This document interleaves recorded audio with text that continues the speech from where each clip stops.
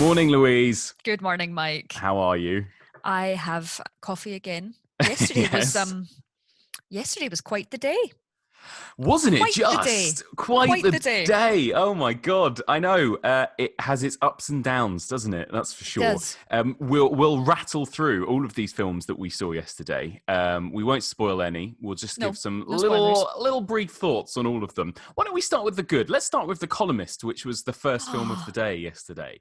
So I love The Columnist. So The Columnist is about what happens when a woman who writes opinion pieces online eventually snaps when her Twitter mentions just get a bit much, and she Hmm. decides to take active revenge when people like the police go, oh, it's just Twitter, isn't it? Which is just the case because people go, oh, it's just Twitter. So she thinks, all right, I'll just take my revenge. And oh boy, does she take revenge. Does But I think she? what's really cool about it is it shows this idea of balance between having a family life but also looking on Twitter, hunting down the people that say nasty words to you and Hmm. doing horrible things to them. So I really like it. I think it's really dark. It's really funny. It's got just that right tonal balance Hmm. of, because I think something like that could easily be really disgusting and really horrible Yes. or really, really actively just silly. So it finds this great balance. It What does. did you think? Yeah, loved it as well. One of my favourites of the weekend. It finds a really nice tone, I think. To look at, it reminds me a little bit of something that you maybe see Ben Wheatley direct. Like it kind of reminded me a bit of Yeah. Sightseers or something like that. That Yes. kind of slightly offbeat, dark comedic tone, or Prevenge even. Like an Alice Lowe Yeah. film. That's what it reminded me of a bit. It was great. A really fun start to the day. Just mean-spirited enough to be really fun, but Yeah. also kind of it felt like it had a bit of heart as well. I loved it. Yeah, and I Really, think really good. there was one scene, and I think it's in the trailer, so it's not really spoiling anything, where that I really, really love, and it's when she's walking down a supermarket aisle, and Yes. she's shopping. And what's happening is she's getting all these Twitter notifications, and they're appearing as she's walking down the aisle, just shopping. She just wants to shop, and the ironic thing that I find, I like.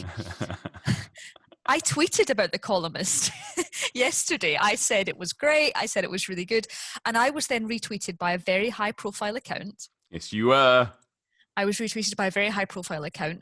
And then I was subjected to only a tiny ounce of the nastiness that he then gets. I was told that I had a brain disease because I have a blue tick.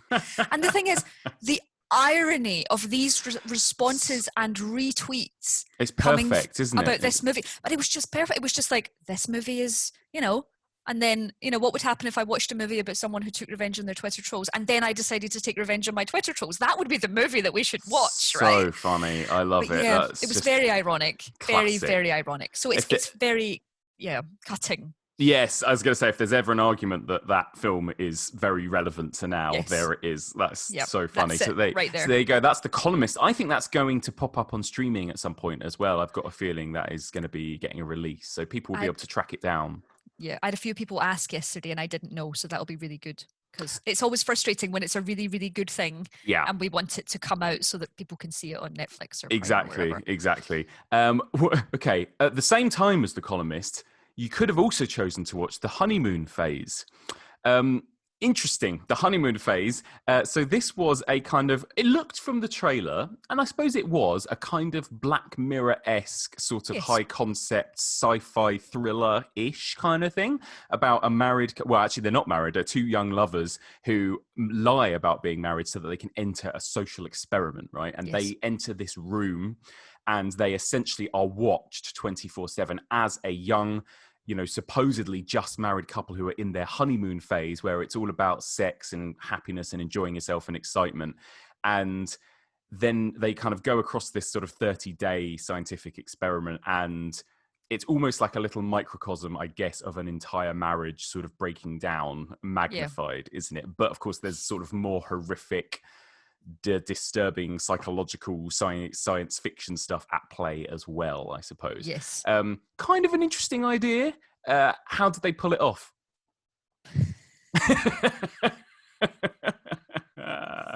So I think the honeymoon phase is a really, really interesting idea. I do think it's a fascinating idea. I do think the idea of putting people, I mean, it's very compelling. It's very high concept. You put people in a box and you watch them, and that's, you know, it's Big Brother. It's something that we can really, really relate to.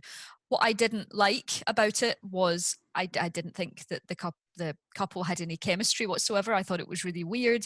I Yeah. thought that despite the performances weren't bad, they just didn't fit. So Yeah. I didn't feel entirely convinced at all. And there were a few really gross moments and that I didn't feel like they justified, and I didn't think it got particularly imaginative. It went along the routes of, oh, something's going wrong here. It couldn't possibly be this. And it's like, well, of course it's that. Of course it's that. And I just didn't feel at any point convinced.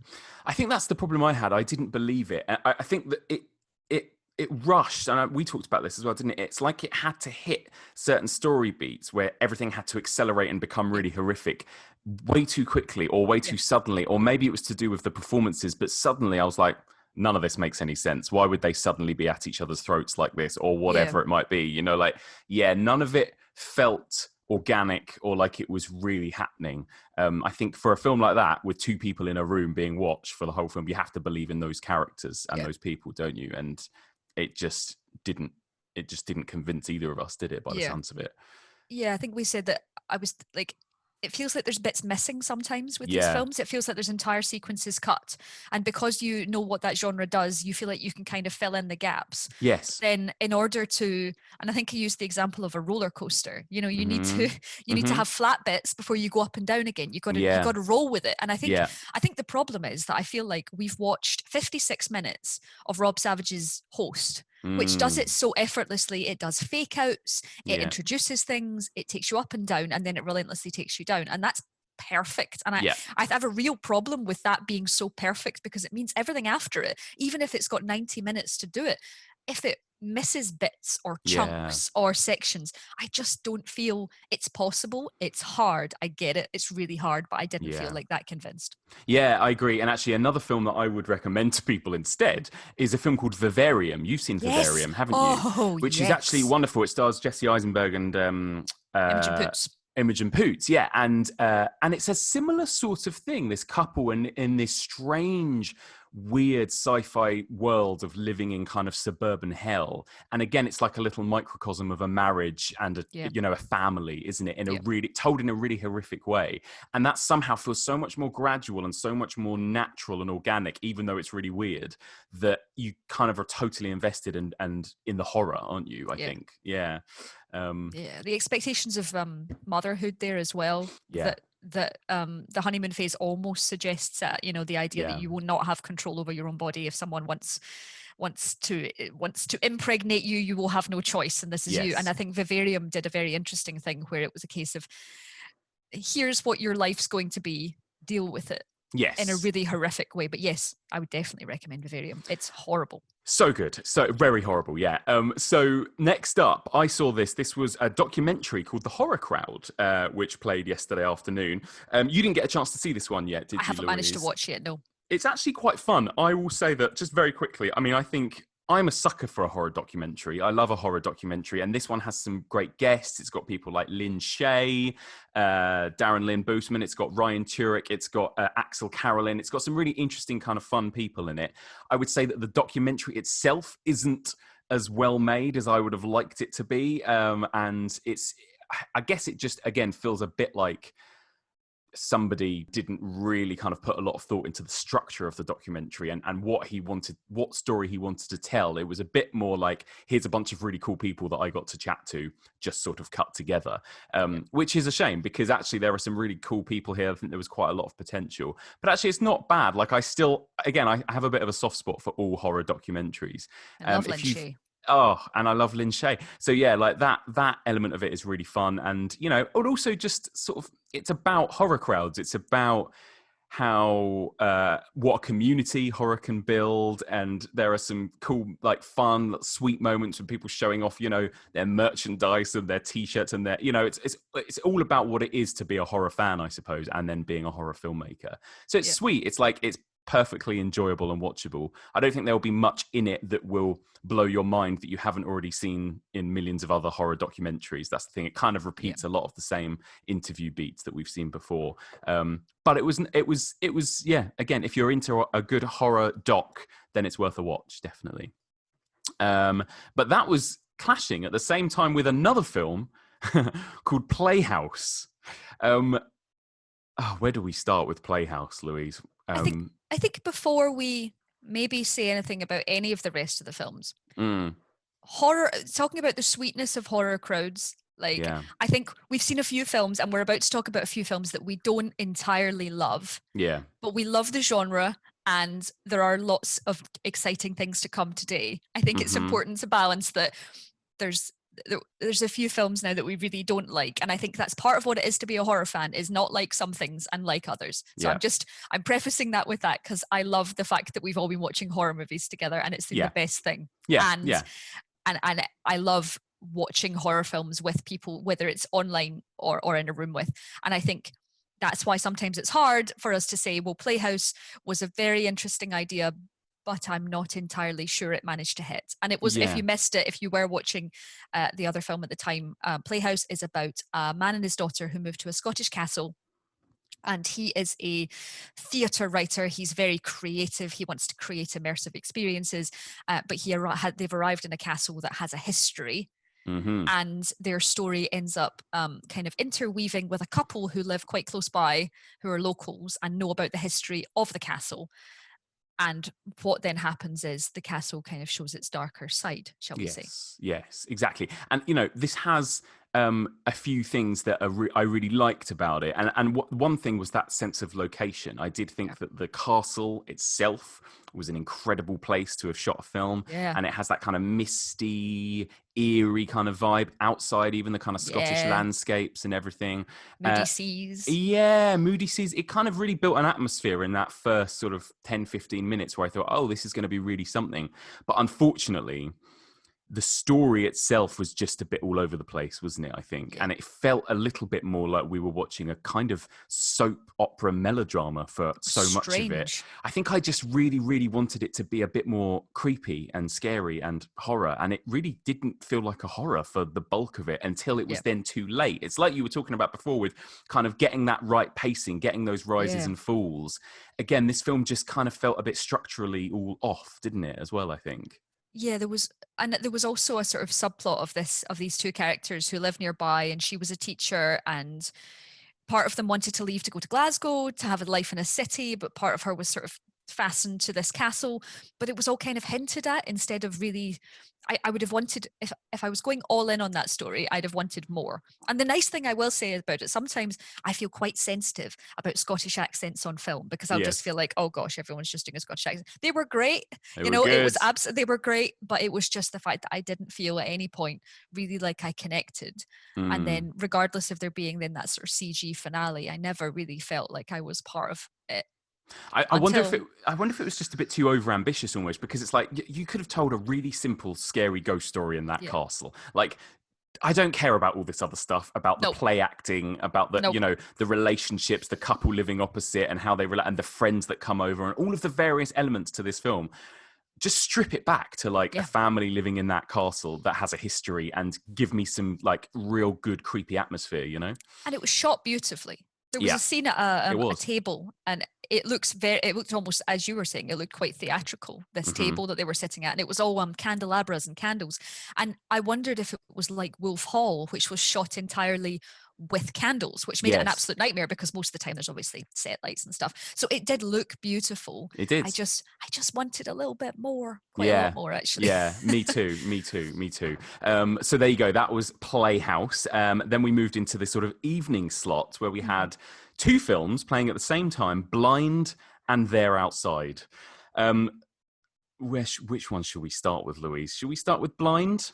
Yeah. So Blind, so this was the UK premiere. This was the one that actually earlier on in the week, Louise, we talked about as one of the ones we were most excited about. That I thought this sounded like it could have been potentially the most exciting, the most scary. So this was a it looked like it was going to be a horror film about a blind woman, a visually impaired woman living on her own, and there is a masked intruder in her house. Kind of very Hush style, I suppose. I mean, if anything, from the trailer, it did look a bit like a Hush ripoff, but that's fine. Even that I was kind of happy with. What we got was one of the worst, weirdest, clunkiest, just most awkward films I think I've ever sat through. I mean, what was it? What was it? Even a horror film? Was it even a film? What was it we just sat through? It was absolutely bizarre, wasn't it? It was.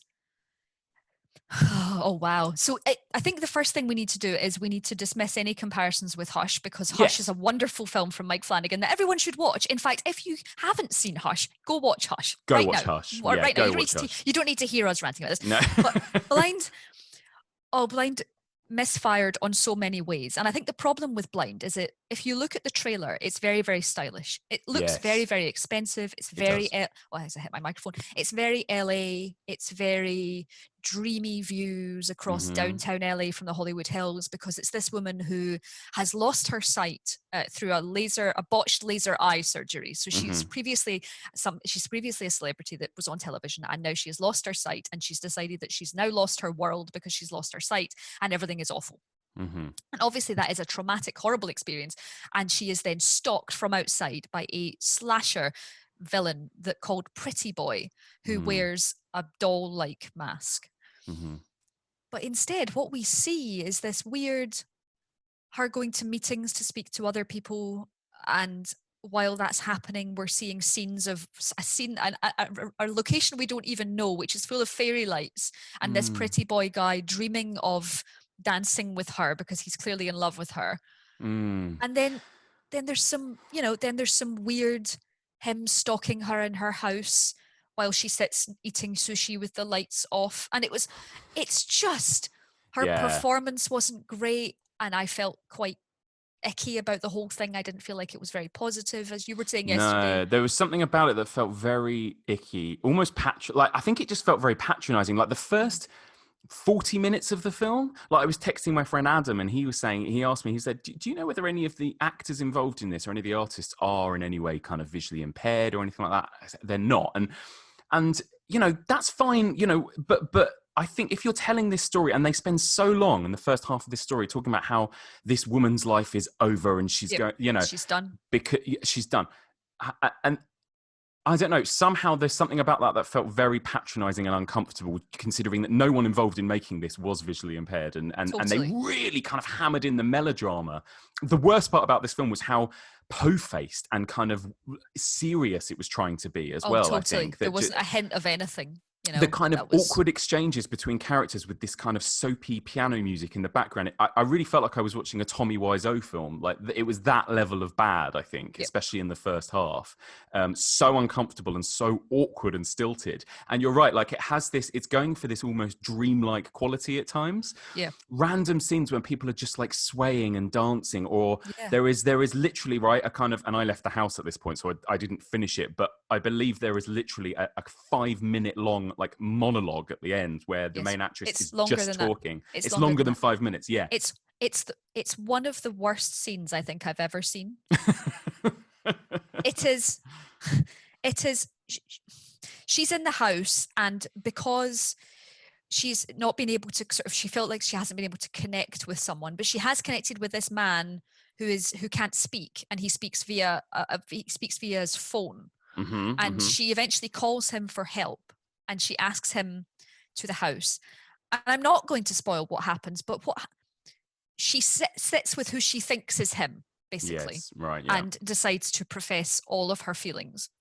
And it is awful. It's genuinely I'm just watching it going, this has to end. And it just kept going. Well, I literally this has to finish. I literally was like, I'm not only going to turn off this film, I need to get out of the house. Yeah. Like I just needed to be. I literally had to go away and just like get out in the fresh air, because I think it was back to back with Playhouse, and just the 1-2 hit of those two films. It's like, I'm done. And I got outside, and then I was texting people, and people and you and other friends were messaging me, and 5 minutes past, 10 minutes past, I was out and about. This monologue is still going. And then the film ended, right? Yeah. Pretty much. Then it just ended. It ended without it ended in the most inexplicable way possible. And you know, again, even stripping away all of the other weird, awkward, problematic stuff, as a horror film, it also just was not in any way frightening. Like, again, No. this could, how can you go wrong with a kind of woman alone in her house with a masked man, you know, in there stalking her? At a very basic level, that could be a bit tense and a bit, Yeah. you know, creepy and suspenseful. But again, it wasn't. It was It almost was laughable at moments, you know? Yeah, it was just awkward and weird, and I felt strange about it. And Yeah. you're right, wanting to leave is a good idea. Like I immediately wanted to shower after it. But do you know what I didn't get a chance to do? Shower. Do you know what I should have showered instead of doing? Watching Don't Click. Oh yeah, so Don't Click. So this was the film that came after. We saw two separate films at this point. Yeah, we did. I definitely made the right choice, I think, and you made the wrong choice. You took one for the team here. Tell me about Don't Click. So the interesting thing about Don't Click, so obviously the torture porn genre is largely, if it entirely, directed by men, and it is usually with the victimization of women. Yes. And while they do have a lot of them, lots of socio-political statements to make in many cases, some of them are just horrible torture porn. Do you remember we watched that terrible one at Frightfest a couple of years ago where someone put a badge through a woman's nipple? I can't even remember what that was, but it was horrific. It was horrific. And so instead, this is directed by a woman, and she has created a story in which a man arrives home and finds that his mate's laptop is open, and he looks at it, and it's got some horrible, it's even horrible to say it, betaslut.com is loaded up on his laptop, and he looks at it and is suddenly miraculously sucked into another world where the frame rate is terrible, just to show you that you're in a terrible another world, in a sort of cube-like world where he is then forced to watch the horrible things that men watch to get off, and then forced to commit horrible atrocities on his friend as punishment. Now, in theory, this is a message that says torture porn is bad. You shouldn't be doing it, bros. That's a really good message. But in order to tell that story, don't show me horrific, offensive, really nasty, enduring images of women being tortured. Don't do it. The whole point is not to show that. So I was sitting watching this last night, genuinely feeling absolutely repulsed while I was smacked about the face with "isn't this bad" messaging. Of course it's bad. I know it's bad. I do not need to see the suggestion. At one point, and this is a completely, do not ever watch this film. Don't click on this film. If this film arrives on your Prime list, or you're a horror fan, you might like this on Netflix, don't click it. Don't click. Because you will watch a scene of a woman in bondage gear fastened to a cross, being choked, and then a suggestion, and I think the suggestion, Mike, was that she was about to be horribly raped with a spiky poker.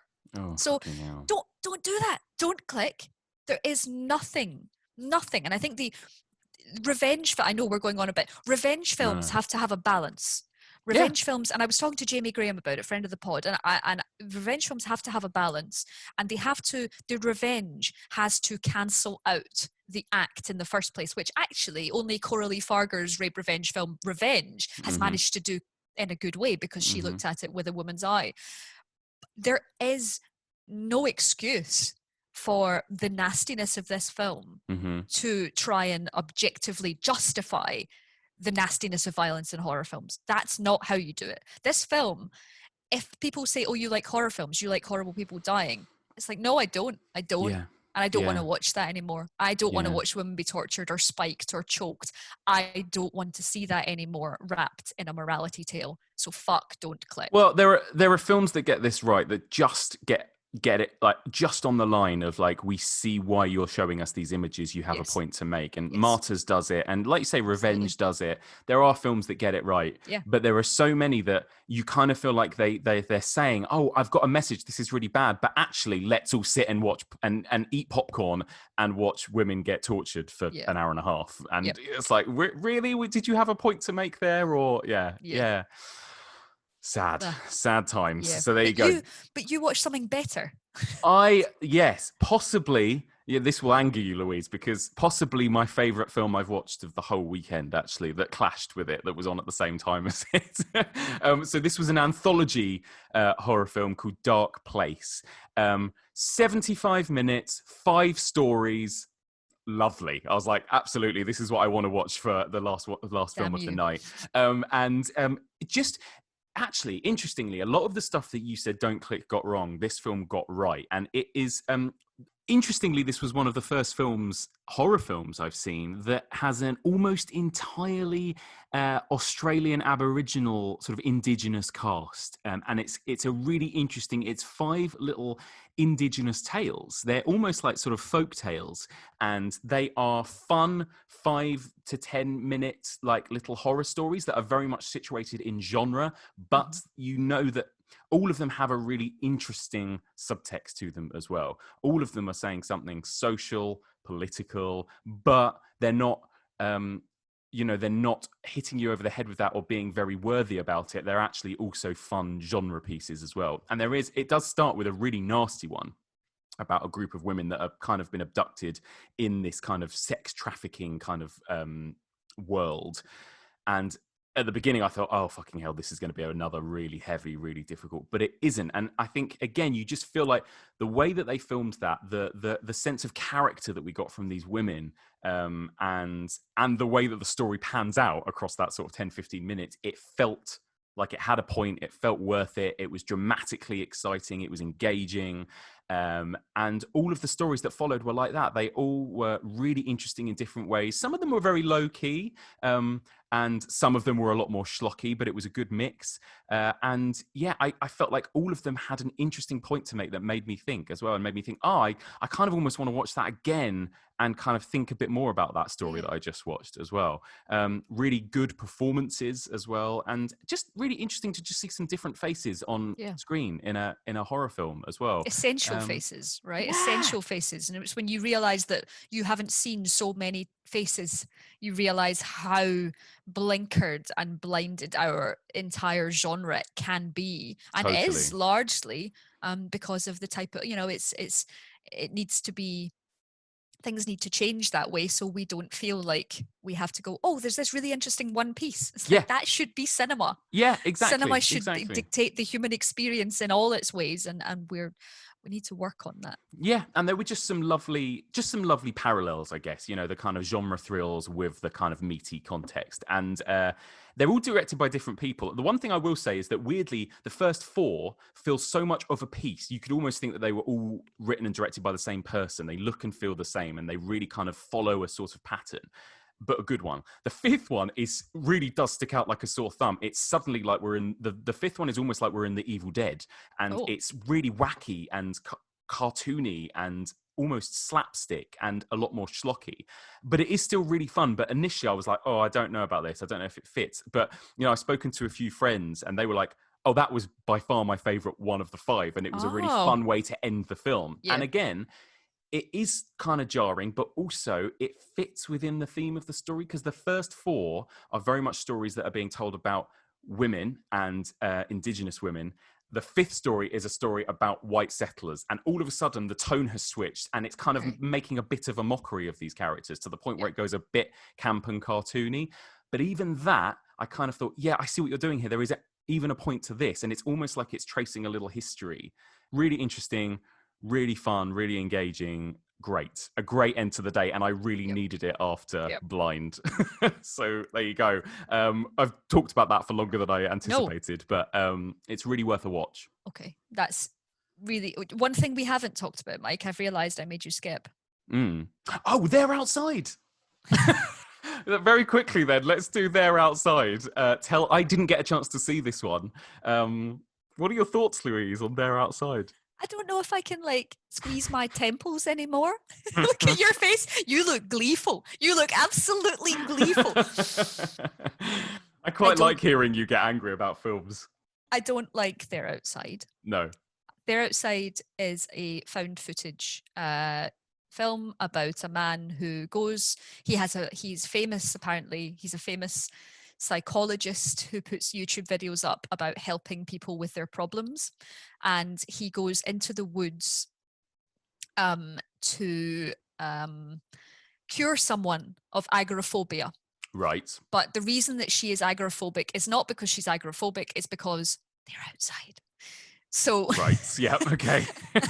so there's something in the woods which is apparently stopping her. And that sounds like a really good concept, all that Middle English folklore stuff. It's being advertised. Someone dared to say that it's Blair Witch meets the Wicker Man, which made me want to actively, when the witches, when she throws up at the idea of children, that's how that makes me feel. So oh God. It's terrible. It's got terrible performances. It's really badly made. It was not convincing in the slightest. The main guy, whether he was, maybe he was doing a really good job of being an asshole, because he was an asshole. I wanted him to die immediately. He was terrible to the girl he was with. It was really awful. The girl in the hut would have been better without them. And there is a point closer to the end of the film where he is in a scary place surrounded by candles, but those candles are so clearly glimmer tea lights from IKEA that I couldn't possibly imagine anything less scary than these little tea lights. Because candles in horror movies, complete aside, should just be waxy messes of candles. Horrible, dripping, nasty things. Not glimmer tea lights from IKEA. This did not have a single glimmer of hope for me, Mike. I did not enjoy it. Some people did enjoy it. I am jealous of those people. There's a old English mythos that I feel that there is a scary idea to all these jingling bells and pagan gods. This is totally scary. My bag in theory, but that's scary. But what was at the heart of that film? I didn't. I wanted desperately to connect with it because it's just my thing. Found footage, going into the woods. It's my bag. Yeah, absolutely. Mine too. Yeah, that's such a shame. And actually, I will say, before we finish, we have been negative about a lot of things. We are just two people with opinions. Like a lot of people, I think Blind, from the reaction on the internet, that's pretty unanimously hated. But everything else, I would say that we've kind of laid into. A few people have stuck up for, if certain films are your thing, you might enjoy them more than we did, I suppose. Absolutely. And I hate being, like, I might sound like I'm relishing it. It just makes, like, I really want to love every horror film I watch. Yeah. I really do. Actively, and I love Frightfest, and I love especially the fact that we all get to talk about it, bad and good. That's surely the point, right? Totally, exactly. And we have a really good, exciting day ahead. So we do. And actually, let's just say, we won't go through all of them now because we've run over time already. But I'll say that, like, we've both already mentioned this, but A Ghost Waits is the evening film tonight, and I'm sure that would be both of our recommendation for today, right? Not to miss. Watch. Especially because it clashes with Aquaslash. And I would, by the sounds of it, choose A Ghost Waits over Aquaslash. Always choose A Ghost Waits over Aquaslash. Always choose. And if you are, reticent to choose A Ghost Waits over Aquaslash, I think Aquaslash you can rent on Prime, or I think it's available on Sky now. On fine. Sky Cinema. So, and I can see the temptation to want to watch Aquaslash from the clips over A Ghost Waits, to be honest. But we're saying watch A Ghost Waits, and we'll discuss both these films in tomorrow's update, won't we? I'm very excited to hear your thoughts on Aquaslash. Amazing. Well, here's to another day at Frightfest. Louise, thank you so much. Enjoy. Looking for more horror content? Subscribe now for more videos like this one, and listen to the Evolution of Horror podcast. Head on over to evolutionofhorror.com.